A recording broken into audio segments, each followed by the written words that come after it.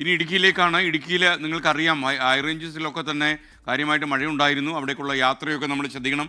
എന്തൊക്കെ ജാഗ്രതാ നിർദ്ദേശങ്ങളാണ് വന്നിരിക്കുന്നതെന്നറിയാൻ ഇടുക്കി ചെറുതോണിയിൽ നിന്ന് രാഹുൽ വിജയൻ കൂടി ചേരുകയാണ്. Rahul Vijayan, good morning.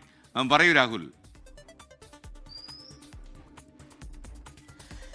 ഇന്നലെ കനത്ത മഴയായിരുന്നു. ഇപ്പോൾ എന്തായാലും മഴയ്ക്കൊരു നേരിയ ശമനം ഉണ്ടായിട്ടുണ്ട്. പക്ഷേ ഇന്നലെ ഉണ്ടായ നാശനഷ്ടം എന്ന് പറഞ്ഞാൽ വ്യാപകമാണ്. രണ്ടുപേരുടെ ജീവൻ പോകുന്ന സ്ഥിതിയിലേക്ക് വരെ കാര്യങ്ങൾ പോയിരുന്നു. മൂന്നാറിലാണ് ഇന്നലെ രാത്രിയിൽ മണ്ണിടിഞ്ഞ ഒരു വാഹനത്തിന് മുകളിലേക്ക് വീഴുകയും ഒരു ഡ്രൈവർ മരിക്കുകയും ചെയ്ത സാഹചര്യം ഉണ്ടായത്. അതിന് പിന്നാലെ മഴ ഒരൽപ്പം തോരുകയും ചെയ്തിരുന്നു. നമ്മളിപ്പോൾ നിൽക്കുന്നത് ഈ ചെറുതോണി ആലഞ്ചൂടിലാണ്. ഒരു വീടിന് മുൻവശത്തെ സംരക്ഷണ ഭിത്തി ഇടിഞ്ഞ് വീണിരിക്കുന്നതാണ് ഈ കാണുന്നത്. വീട് അപകടാവസ്ഥയിലാണ്.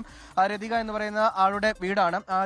ചേച്ചി ഇവിടെയുണ്ട്. ഇന്നലെ ഈ വീട്ടിൽ ആളുണ്ടായിരുന്ന സമയത്താണ് ഈ മണ്ണിടിഞ്ഞത് എന്നുള്ളതാണ് നമുക്ക് മനസ്സിലാക്കാൻ കഴിയുന്നത്. ഈ വീട് അപകടാവസ്ഥയിലാണ്. ഇവിടെ ആളുകൾക്ക് താമസിക്കുക ഇനി അത്ര എളുപ്പമുള്ള കാര്യമാണെന്ന് തോന്നുന്നുമില്ല. നമുക്ക് അവരോട് ചോദിക്കാം. ചേച്ചി, ഇന്നലെ എന്താണ് സംഭവിച്ചത്? ഇത് അപകടാവസ്ഥയിലിരുന്ന സ്ഥലമാണ്. അതെ, ഇന്നലെ 3:30 സമയമായപ്പോഴത്തേക്ക് കെട്ടെല്ലാം അമ്മയും കുഞ്ഞൊരു കൊച്ചും കൂടെ അവിടെ ഇരിക്കുവായിരുന്നു. കെട്ടെല്ലാം കൂടി ഇങ്ങനെ താഴോട്ട് വരുമായിരുന്നു ചെയ്തത്.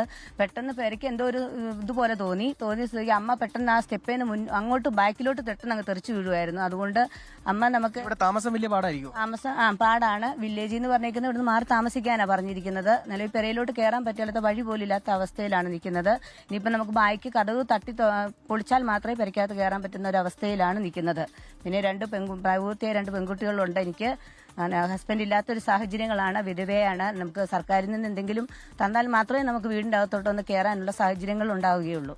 തീർച്ചയായിട്ടും അങ്ങനെ തന്നെയാണ്. ഇവിടുന്ന് മാറി താമസിക്കേണ്ട ഒരു സാഹചര്യമുണ്ട്. പഞ്ചായത്ത് അല്ലെങ്കിൽ വില്ലേജ് അടിയന്തരമായിട്ട് ഇതിലൊരു ഇടപെടൽ നടത്തണം. ഇതിൽ സംരക്ഷണ ഭിത്തി വീണ്ടും പുനർനിർമ്മിച്ചു കഴിഞ്ഞാൽ ഒരുപക്ഷെ വീട്ടിൽ വീണ്ടും താമസിക്കാൻ കഴിയുമെന്ന് തോന്നുന്നു. അത് വിശദമായ പരിശോധനയ്ക്ക് ശേഷം മാത്രമേ അത്തരമൊരു നടപടിയിലേക്ക് പോകാൻ കഴിയുള്ളൂ. അതിന് അപ്പുറത്തേക്കൊരു ലൈൻ കമ്പിയിലേക്ക് ഒരു പോസ്റ്റ്, ലൈൻ ഇല്ലാത്തിരുന്നൊരു പോസ്റ്റ് ലൈൻ കമ്പിയിലേക്ക് മറിഞ്ഞു നിൽപ്പുണ്ട്. അതും അപകടം ഉണ്ടാക്കുന്നുണ്ട്. ഇതിന് തൊട്ടടുത്ത് തന്നെ നിരവധി വീടുകളുള്ളതാണ്. ഒരുപാട് പേര് സഞ്ചരിക്കുന്ന ഒരു വഴി കൂടിയാണ്.